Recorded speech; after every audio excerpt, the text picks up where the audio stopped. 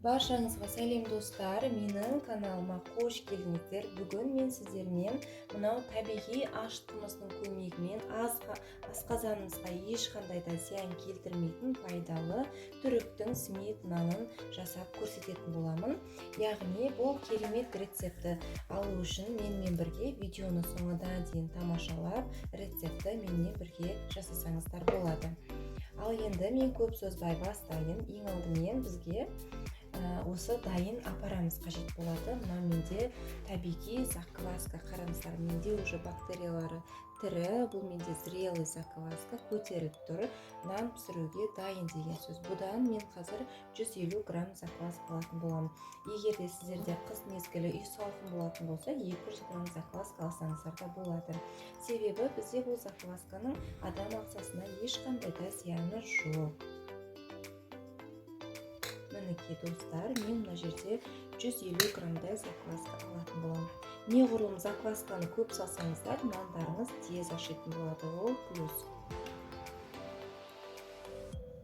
Менде 165 грамм болып кетті, ешкім кетпеді. Енді осының үстіне бөлме температурасындағы сүтімізді құйып алатын боламыз.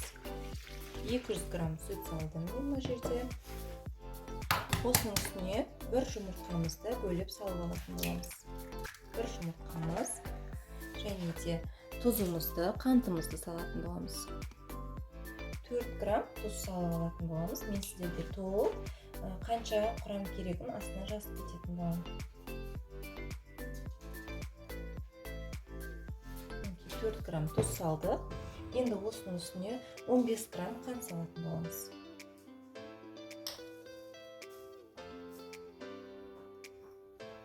Қантты өздеріңіз қалауларыңызша дәміне қарай сала берсеңіздер де болады. Енді сұйық майымызды салып жіберетін боламыз. Сұйық май салмайтын болсаңыздар, қолдың сары майын салсаңыздар да болады. Бұл жерде бізге сұйық майдан 20 грамм қажет болады. 20 граммдай сұйық май салдым. Енді барлығын араластырып, үстіне ұнымызды салып алатын боламыз.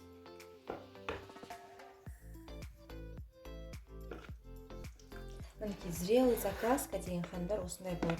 Қараңыздар, менде батпайды, яғни егерде закваскаңыз түбіне батып кететін болса, онымен нан илеуге болмайды деген сөз. Нандарыңыз ашымай, дұрыс шықпайтын болады. Ал зрелый закваска деген осылай сүтіміздің, яғни суымыздың илеген кезде осылай бетінде қалғып жүретін болады. Қараңыздар, менікі қандай түбіне батпай жатыр, менікі бетінде жүр закваскам. Бұл активный закваска, менікі қараңыздар. Барлығын осылайынан араластырамыз жақсылап. Сөйтеміз дағына үстіне ұнымызды салып илеп алатын боламыз қамырымызды.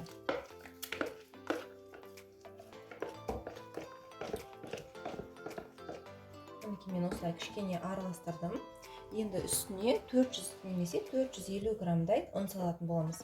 Себебі жаймендеп салып араластырсаңыздар да болады. 450 граммды бірден салып жүрсеңіздер, тығыз болып қалуы мүмкін. Әр ұнның тығыздығы әртүрлі. Мен 400 грамм саламын. Егер жетпей қолыма жабысып жатса, 450 грамм салсаңыздар болады. Ал, бисмилля.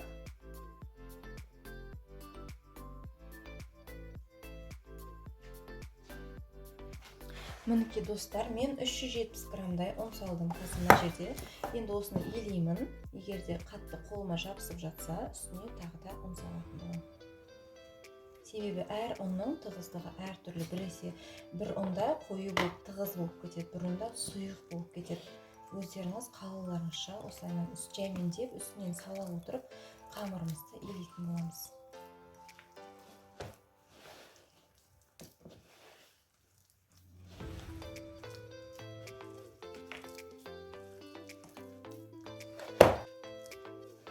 Менде сұйықтау болды. Қазір тағы да қалғанын қосатын боламын.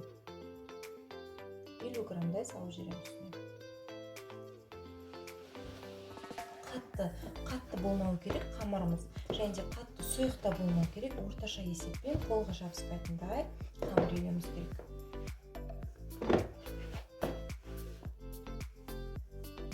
Енді достар, қамырымызды жақсылап иледік. Осылайынан бетін жауып, бөлме температурасына жылы жерге жарты сағатқа қалдыратын боламыз.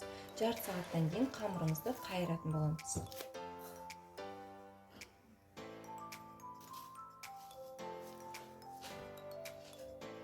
Мінекей достар, біздің қамырымызға да жарты сағат өтті. Енді осыны мінекей түсіріп алып, немесе осының ішінен қайырсаңыздар да болады. Мен сіздерге қазір қайыру процесін 1-2-3 түрін көрсетіп жүрейін. Бізде созылғыш болып тұр. Мінекей клейковинасы дамыған қамырымыздың осыны осылайынан алып ұрласаңыздар да болады. Мінекей тоже жақсы ашиды. Мінекей осылай ұрласаңыздар да болады. Саусақтың көмегімен ұстаймыз осыны. Немесе осылайынан жан-жағынан созып, төрт жағынан созып админкасын беріп қайырсаңыздар да болады. Немесе маған өзіме көбінесе ұнайтын осылайынан қамырды ашып, жайып, сөйтіп қайырғанда ұнайды. Ашып жайсаңыздар, арасына жақсы ауа кіріп, шариктер пайда болып, жақсы көтеріледі.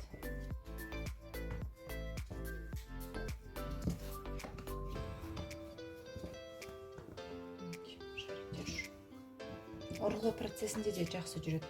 Менде қазір қамырым кішкентай болып тұрғаннан кейін жақсы созылмай тұр.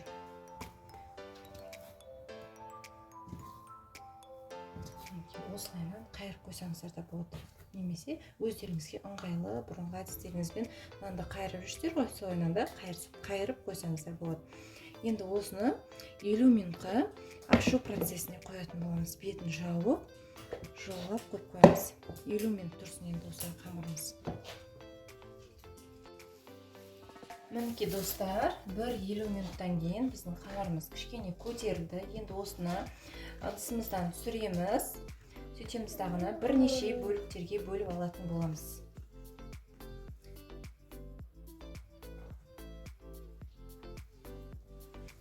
Қамырымызды қараңыздаршы.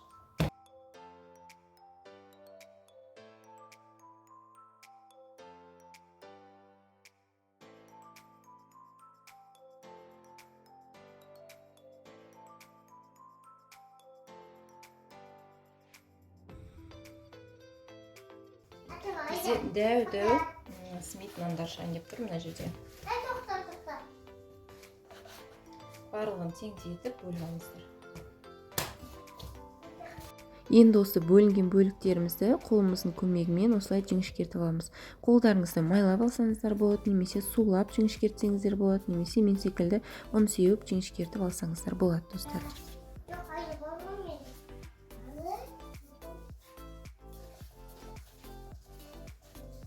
Ал енді достар, жіңішкерген қамырымызды бір-біріне осылайынан орап шығатын боламыз.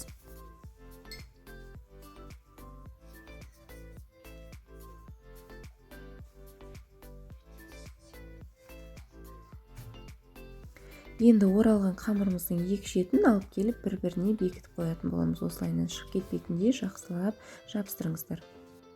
Басқа қамырларымызды дәл осылай жіңішкертіп бір-бірлеріне орап алатын боламыз. Одан кейін бөлек ыдысымызға мед болса мед салыңыздар, болмаса қант салсаңыздар болады. Мед пен суымызды араластырып, жібітіп алып, алдын ала осылай табада қыздырылып алған күнжутымызға малып алатын боламыз.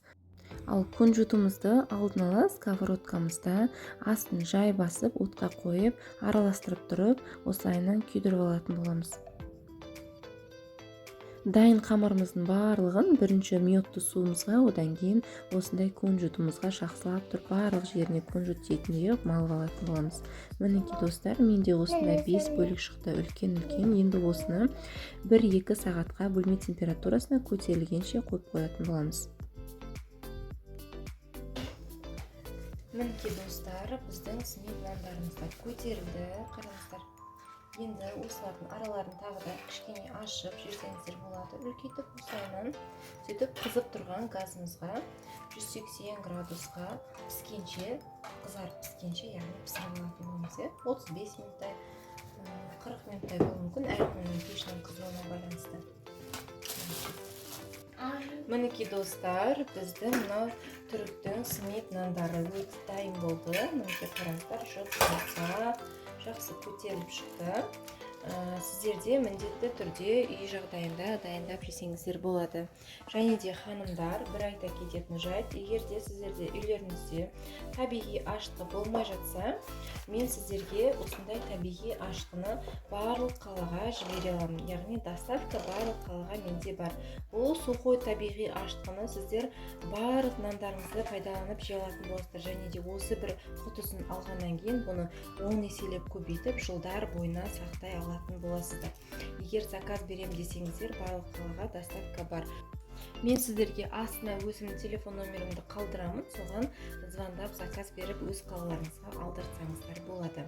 Ал достар, менің видео рецептімді соңына дейін тамашалағандарыңызға сіздерге көп рахмет.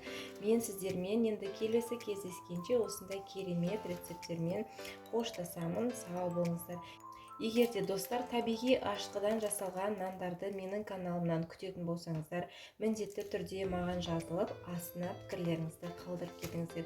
Және де келесіде қандай менен видео рецепт күтесіздер, соны міндетті түрде астына жазып қалдырып кетіңіздер.